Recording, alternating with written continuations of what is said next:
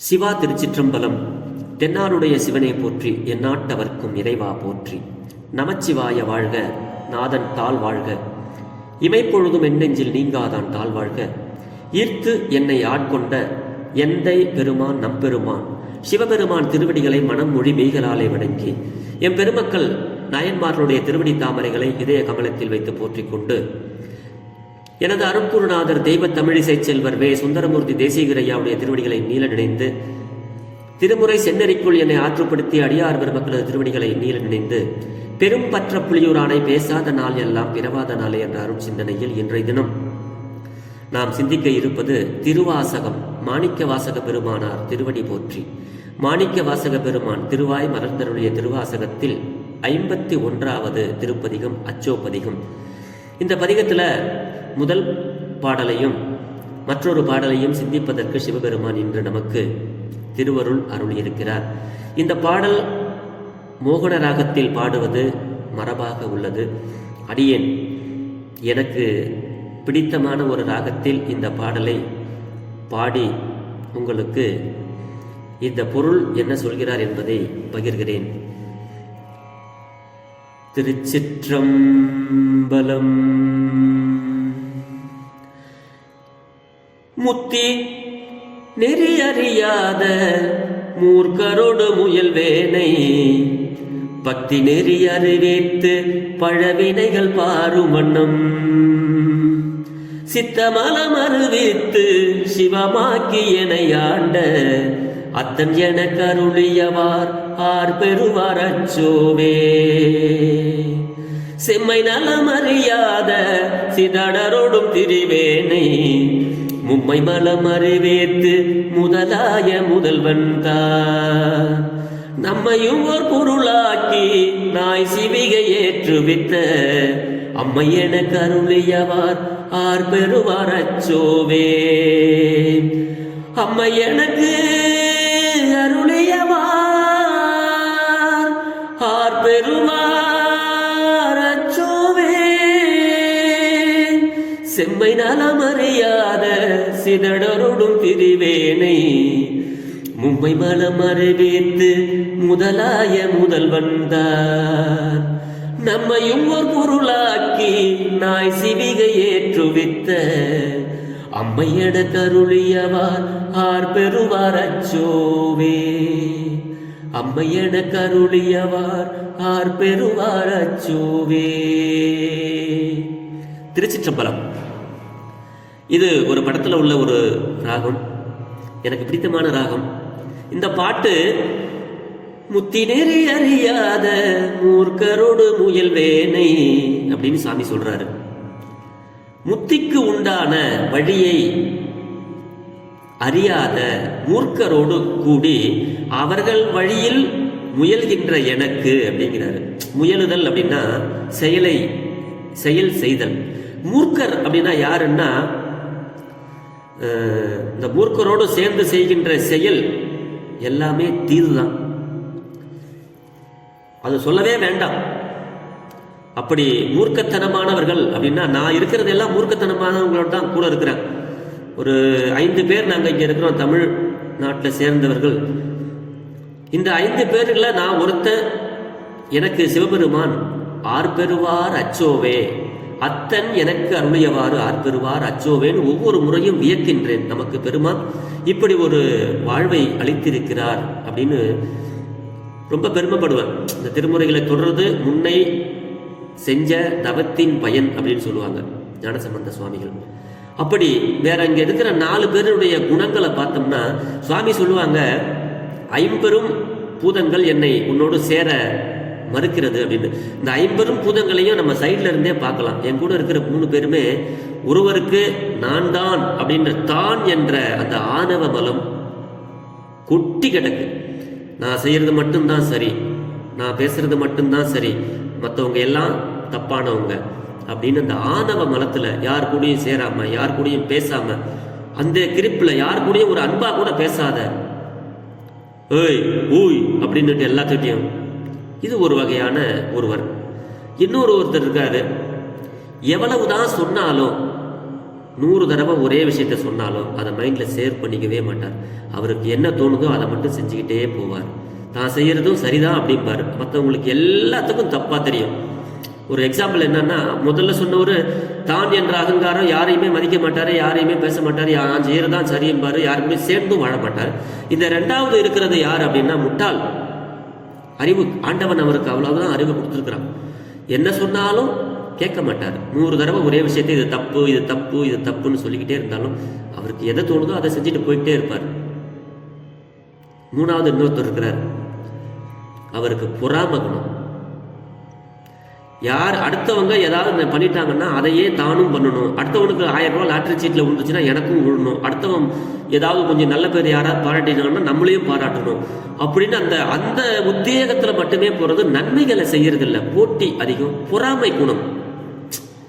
இன்னொருத்தவர் இருக்கிறாரு, நீங்க எல்லாருமே எனக்கு கீழே தான், நீங்க என்ன சொன்னாலும் நான் கேட்க மாட்டேன், நான் சொல்றதை மட்டும் நீங்க செய்யுங்க.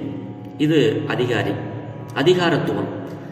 இப்படி பஞ்சபூதங்கள் நம்மளை சுத்தி இருந்துகிட்டே தாங்க இருக்கும். இந்த உலகத்துல ஒவ்வொரு திருத்துட்டுமே என் கூட 2 வருடங்களாக தனியா நாங்க 5 பேர் தான் தமிழ் ஆளுங்க. இந்த தமிழ் ஆளுங்க 5 பேர் இருக்கிற இடத்துலயே ஒரு ஒற்றுமை இல்லை. இப்படிலாம் நம்ம ஒருத்தரும் ஒவ்வொரு கருத்து வேறுபாடோடு இருக்கிறாங்களே அப்படிங்கிறத நினைக்கும் போதுதான் எனக்கு நாயன்மார்கள் வாழ்ந்த அந்த வாழ்வு நினைவுக்கு வருகிறது. ஆஹா, இப்படி நம்ம 4 பேருக்குள்ளேயே இப்படி இருக்கு, இவ்வளவு கருத்து வேறுபாடுகள், இவ்வளவு ஒற்றுமை இல்லை. ஆணவம், கண்மம், மாயை, இப்படி போட்டி, பொறாமை, அகங்காரம், கோபம், இது எல்லாமே கொட்டி கிடக்குதே நம்மளை சுத்தி. இதிலிருந்து இறைவன் நம்மளை மீட்டெடுத்து இந்த பக்திக்கு உண்டான ஒரு வழியை நமக்கு அருளி, இப்படி ஒரு எல்லாம் சிவமயம், எல்லா செயலும் சிவசெயலே, எல்லாருக்கிட்டையும் அன்பா பேசணும், எல்லாருக்கும் பிறருக்கு நன்மை செய்யணுங்கிற ஒரு குணத்தை ஆண்டவன் நமக்கு கொடுத்திருக்கிறான் இல்லையா.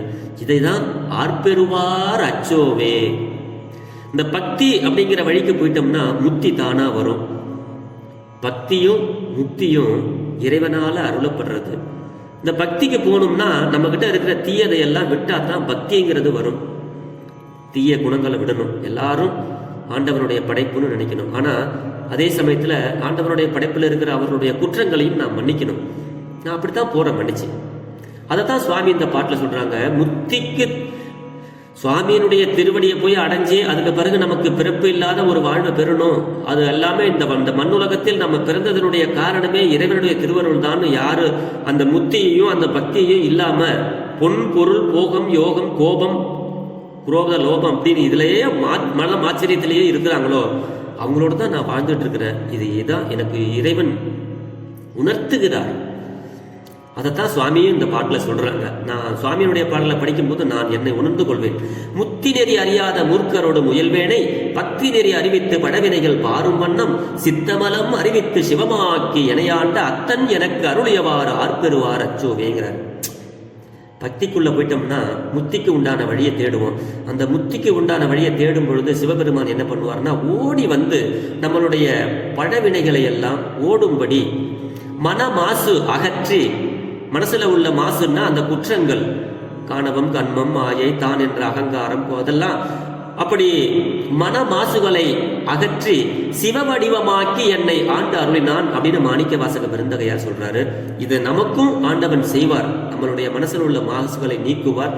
ஆனால் முத்திக்கு உண்டான நெறியை நாம் எல்லாம் அறிய வேண்டும் அப்படிங்கிறது தான் இந்த பாடலுடைய பொருள். நிறைய சொல்லலாம் இந்த பாட்டுக்கு உதாரணங்கள்.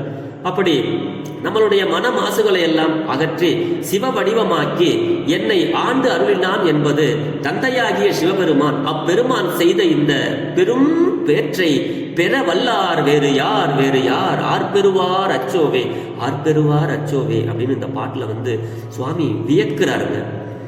செம்மை நலம் அறியாத அப்படிங்கிறாரு. செம்மை நலம் அறியாத சிதழரோடும் திரிவேனை மும்மை மலம் அறிவித்து முதலாய முதல்வன் தான்.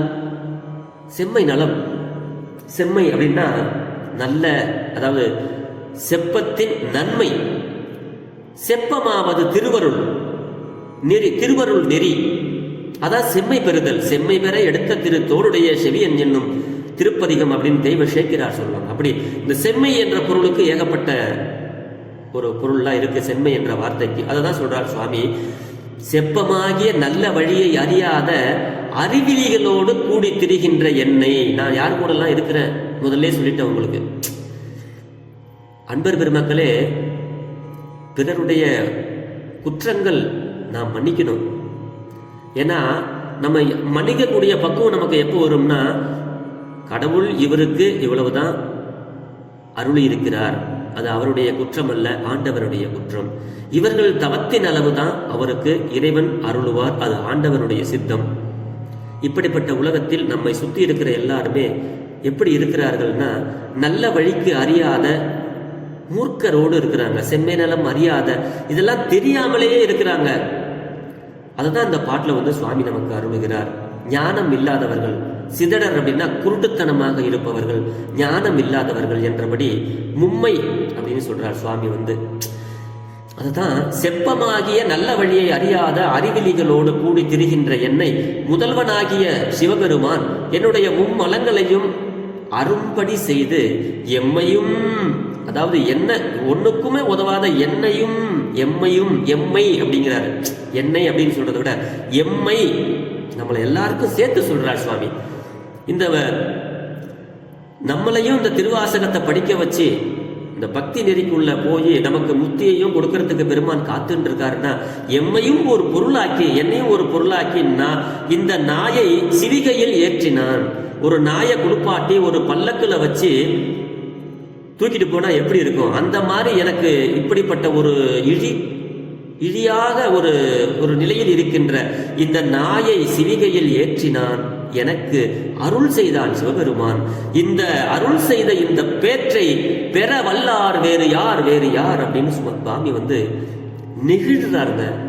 ஐயோ, நம்ம எல்லாம் சொல்லுவோம் இல்லையா, அச்சோ ஆஹா இப்படி இல்லவா அப்படின்னு சொல்லுவோம் இல்லையா, அந்த மாதிரி அந்த இடத்துல நமக்கு முதல்வன், முதல்வர்களுக்கெல்லாம் முதல்வனாகிய முதல்வன், ஏற்றுவித்து அப்படின்னா ஏற்றுவித்த போன்ற செயலை, அம்மை அப்படின்னா தாய், பெருமான் நமக்கு தாயும் தந்தையுமாக இருந்து நம்மை எப்படி இந்த குற்றங்கள் மனமாசுகளை எல்லாம் நீக்கி நாயை பல்லக்கில் வைத்து தூக்குவது போல நமக்கு நல்ல அருளை அருளி இருக்கிறார்கள். இப்படிப்பட்ட ஒரு பேர் வேற யார் பெற வல்லார் அச்சோவே அப்படின்னு சொல்லி சுவாமி வியக்கிறார்கள். அது நம்ம வாழ்க்கையிலேயும் சில அடியார் பெருமக்களுக்கு ஆங்காங்கே நடக்கும். நம்மை நாமே முதலில் உணர வேண்டும். ஆஹா, நம்ம எப்படி இருக்கிறோம், மற்றவங்க எப்படி இருக்கிறாங்க, நம்ம எப்படி திருவாசகம் பாடுறோம், ஆண்டவன் மேல பக்தி எப்படி செலுத்துறோம், மற்றவர்கள் எப்படி எதிரில் இருக்கிறாங்கிறதெல்லாம் முதல்ல நம்ம உணரணும்.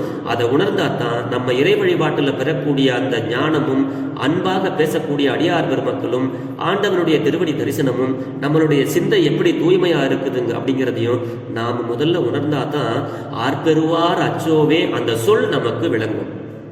அதை தான் இந்த பாட்டில் நமக்கு அருள் இருக்கிறார்.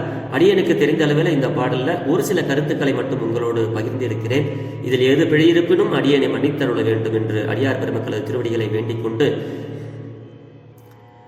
குறைவில்லாத உயிர்கள் வாழ்க, மேன்மைகள் செய்வ நீதி விளங்குக உலகமெல்லாம், இன்பமே என்னாலும் துன்பமில்லை, ஆளவாய் சிவனடியே சிந்திக்கப் பெற்றேன் நானே, ஆழ்க தீயதெல்லாம் அரண் நாமமே சூழ்க, வையகமும் துயர் தீர்கவே, பெரும்பற்ற புலியூரானை பேசாத நாளெல்லாம் பிறவா நாளே, வாழ்க சீர் அடியாரெல்லாம். சிவா. திருச்சிற்றம்பலம்.